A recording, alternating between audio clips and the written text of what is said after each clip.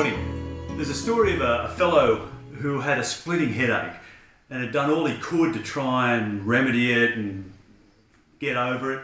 Nothing he did helped.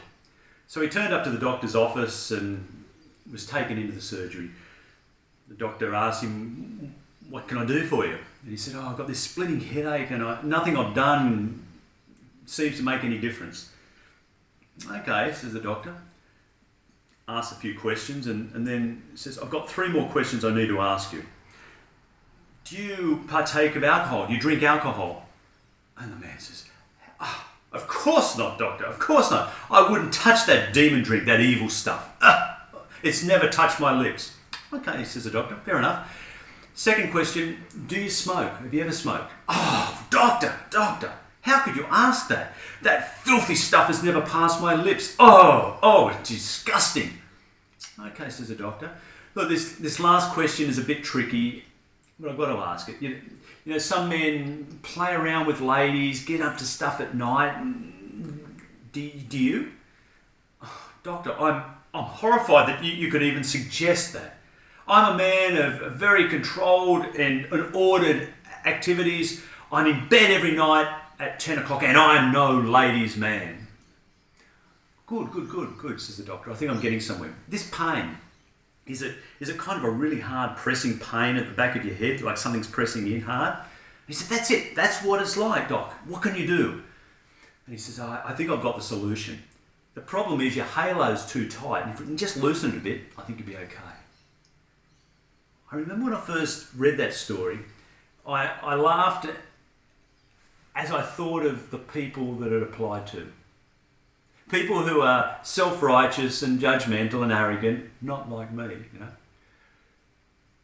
And even as I thought through that, it became obvious that I'm exactly like that. The process of me putting labels onto people that they fit into this story, that they are that man, makes me exactly like him and like them.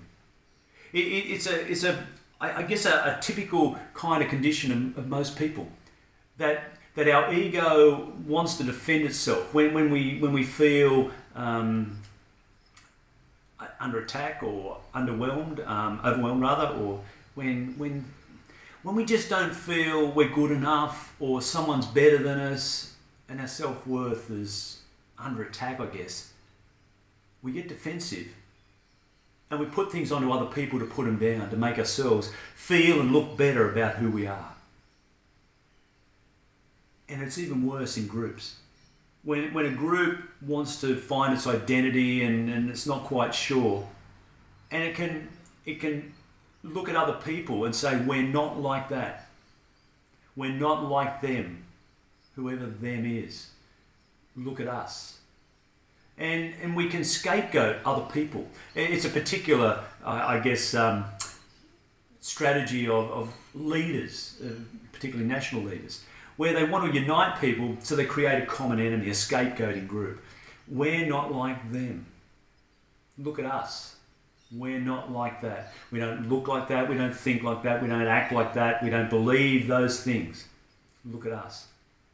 It happens in religious groups, in political groups, in all sorts of groups, in families, in groups looking at other people. And it leads to most of the conflicts and struggles between individuals and between groups of people and between nations in our world. It causes a lot of problems. We've seen it in Australian society. Successive governments, federal governments, have demonised asylum seekers and refugees and provided all sorts of labels: boat people, illegals, illegal immigrants, people who are queue jumpers, all sorts of things, putting labels and characteristics on people that we don't like or that we want to make a threat in order to unite the people against them and for us. And it's not true. And it's not helpful.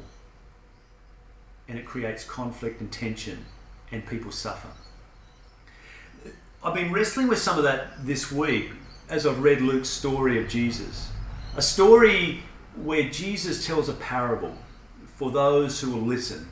both his disciples and others at the time, but Luke retells this story for his own community at the end of the first century. And then we hear it as we read it. Jesus said there were two men who went up to the temple to pray. One was a Pharisee and one was a tax collector. The Pharisees get a pretty rough time in some parts of the Bible, the New Testament. They were often portrayed as enemies of Jesus or up against him, rubbing up against him. But the Pharisees generally were good people. They were people who were faithful, people who were pious. And after the destruction of the temple in year 70, they were ones that held the Jewish faith together. They knew the law, and they were fanatical about the law and doing the right thing and being generous and loving before God. Doing the right thing before God. Anyway, this Pharisee goes up to the temple to pray. He's a holy man. He's a religious person.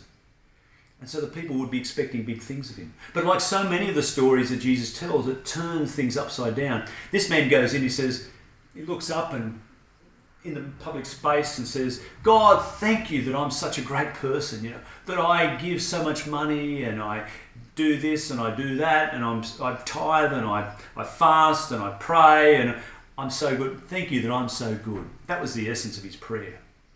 Thank you that I'm such a good person. Not like the sinners and the adulterers and like that tax collector over there. Tax collectors were considered in that group sinners. They were basically traitors to their own people. They were people who worked for the opposition or the oppressive regime, the Romans. They claimed the tax for Rome, and on top of the tax that they collected, they put their own cut, which was higher again. And so they ripped off their own people as well as colluding with the enemy. And so they were despised. I'm not like that tax collector. And Jesus says the tax collector came in. He didn't go into the public place. He stood by himself. He looked down and he beat his breast, which is a sign of remorse and shame and guilt. And he would not look up, and he said, Lord, forgive me, have mercy on me, a sinner. And Jesus says, it was that man who went home justified before God, not the Pharisee. Because that was the man who recognised his own need, his own failure to live in a way that was true and right and fully good, gracious and loving. He recognised that he couldn't do it. Now, he might go out tomorrow and rip off another whole bunch of people, and the next day and the next day and next week, but come back to the temple and pray that prayer, and every time he prays that prayer, genuine prayer, there is justification and forgiveness. And the recognition that he can't do it. He can't do it alone. He needs grace. He was humbled. And he went home right before God. Healed in that time, in that moment. Before he falls and fails again, like we all do.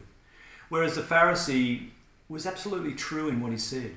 God, I'm not like that person. I'm not like them. I'm not like them. I am a really good person who does a good thing, who does the right thing. But there's no sense that he also does the wrong thing.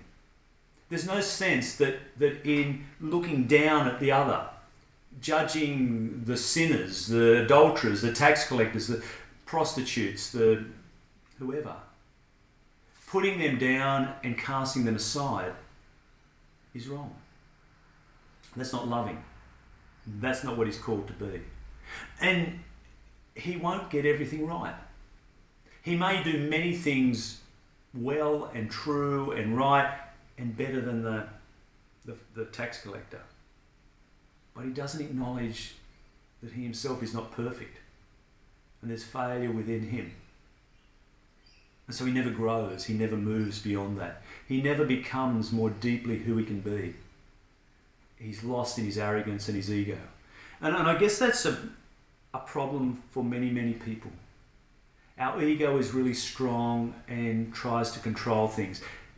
It gets very defensive when we're challenged, when we're threatened, when someone questions us, when we don't look as good as someone else.